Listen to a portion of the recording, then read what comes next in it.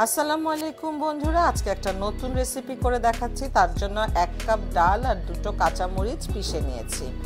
এতে দিয়ে দিলাম একটু লবণ, 1 চা চামচ আদা বাটা দিয়ে ভালো করে এটাকে মেখে নিলাম। তারপরে ডুবো তেলে ঠিক ডালের বড়ার মতো করে ভেজে নেব।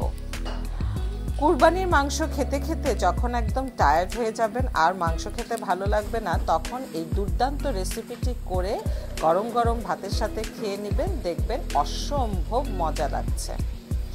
ভাজা হয়ে গেলে একটু তেল দিয়ে তার মধ্যে একটা দারচিনি, কয়েকটা কালো গোলমরিচ এবং তেজপাতা দিয়ে ফোড়ন দিয়ে 1 কাপ পেঁয়াজ বাটা দিয়ে দেব।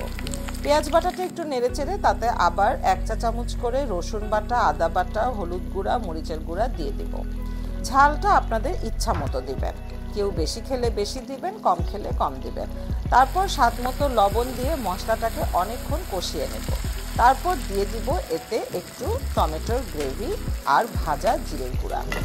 তারপর ভাজা ডালের বড়াগুলো দিয়ে দিব আর সেই সাথে দিয়ে দিব কিছুটা মটরশুঁটি।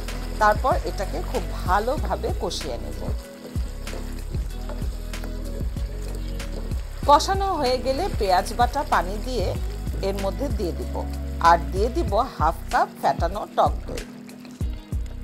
তারপর আবার একটু নেড়েচেড়ে এটাকে একদম জাল কমিয়ে দিয়ে ঢেকে দমে দিয়ে দিব, যাতে ডালের বড়াগুলোর মধ্যে মশলাগুলো ভালো করে ঢুকে যায়। তারপর দিয়ে দিব এতে একটু সাদা এলাচের গুঁড়া আর ধনেপাতা কুচি আর গোটা কাঁচামরিচ। তারপর দিয়ে দিব একটু ঘি, ঘিটা কিন্তু দিতেই হবে, খুব সুন্দর একটা ফ্লেভার আসে। আর দিয়ে দিব অল্প একটু চিনি, চিনিটা আপনারা চাইলে স্কিপ করতে পারেন। বাস হয়ে গেল ডালের কোফতা কারি, যা খেতে ভীষণ মজার।